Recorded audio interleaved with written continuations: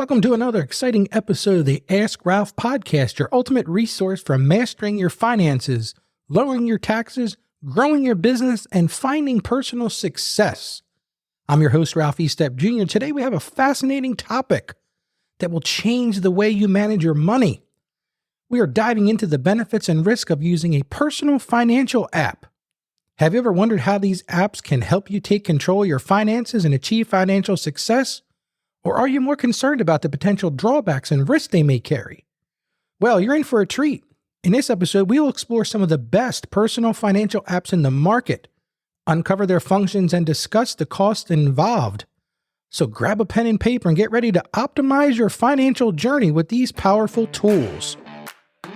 Welcome to the Ask Ralph podcast, where listening to an experienced financial professional can help you make sense of confusing questions, current headlines, and industry trends about taxes, small business, financial decision-making, investment strategies, and even the art of proper budgeting, as Ralph makes the complex simple by sharing his real-world knowledge with all things financial. Now here's your host, Ralph Estep Jr. Hello, listeners. I'm thrilled to have you join me today as we unveil the secrets behind the benefits and risks of using personal financial apps. Before we dive into specifics, let's start with a thought-provoking question. Can personal financial apps truly transform the way you manage your money? The answer is a resounding yes. Personal financial apps have emerged as an indispensable tool for individuals seeking to take control of their finances and propel their financial well-being. These apps offer a wide array of features, including budgeting, expense tracking, investment management, and financial education. So let's explore some of the top personal apps and their functions. This is just a list that I put together for our show today, and I thought they would be helpful for our discussion. The first one I picked was Mint. Mint is a popular and well-established personal financial app that allows users to set budgets, track spending, and monitor their overall financial health. With its intuitive interface and powerful features, Mint helps individuals gain a clear understanding of their financial picture. The next one is something called Personal Capital. Personal Capital is an app designed for wealth management and investment tracking. It enables users to sync their investment accounts, track their portfolio performance, and get personalized investment advice. With Personal Capital, you can stay on top of your investments effortlessly. The next one's called Pocket Guard.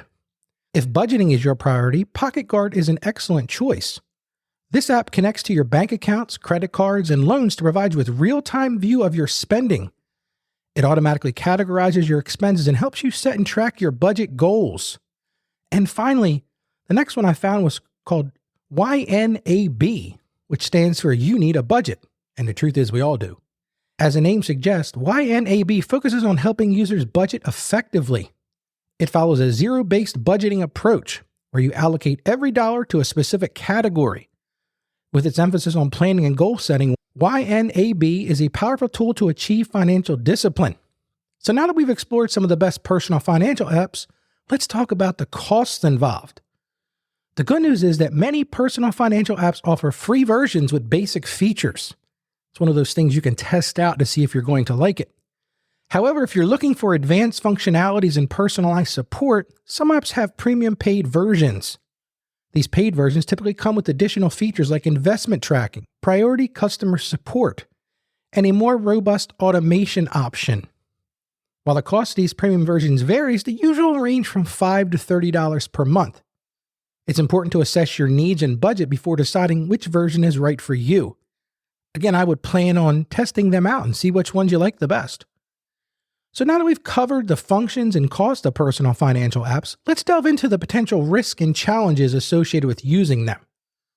Let's talk about this first one. It's risk number one, security and privacy concerns. While personal financial apps offer convenience, it's absolutely crucial to consider the security measures in place. Make sure the app you choose has robust encryption and safeguards to protect your sensitive financial information. Additionally, be mindful of the permissions you grant and stay alert for any suspicious activity. That goes without saying. With anything you're doing online, you need to pay attention to what's going on. Let's move on to risk number two. Risk number two is over-reliance on automation. Personal financial apps make it incredibly easy to automate your financial management. However, it's important not to become too complacent and blindly follow the app's recommendations. You still need to think on your own. You need to read and do some research. Always exercise critical thinking. We need to do more of that, that's the truth. And review the automated actions to ensure they align with your financial goals. Risk number 3 is drowning in data. With personal financial apps comes a plethora of data and insights. While this information is valuable, it can sometimes seem overwhelming. Stay focused on the key metrics that matter to you and avoid getting bogged down by excessive data analysis that may not be relevant to your specific goals. One of the things I mentioned to many of my clients is try not to get into a paralysis through analysis situation. You really can overthink things. Risk number 4, interference with personal finance skills. As convenient as these apps are, they can inadvertently hinder your development of your personal financial skills.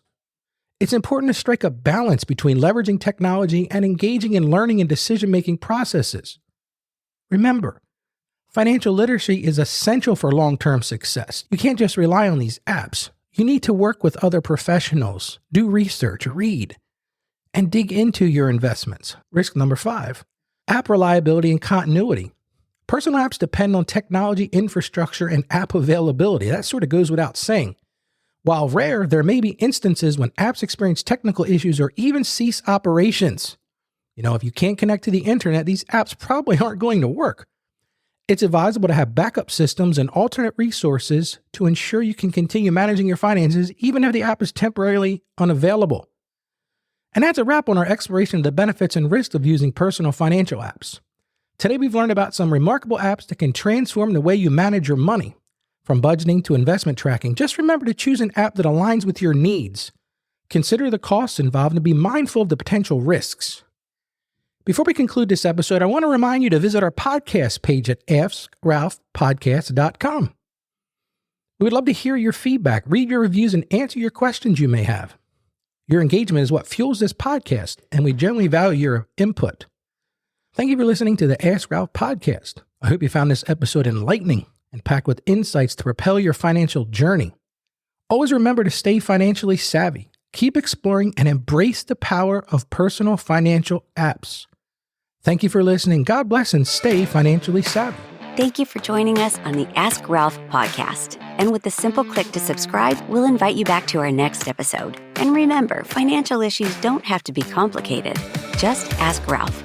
The information contained in this episode of Ask Ralph is based on data available as of the date of its release. Saggio Accounting Plus and Ask Ralph Media, Inc. is under no obligation to update this content if changes occur. Applying this information to your specific situation requires careful consideration of all facts and circumstances, and any information provided is not to be considered as financial, tax, or legal advice. Please consult your tax advisor or attorney before acting on any material covered.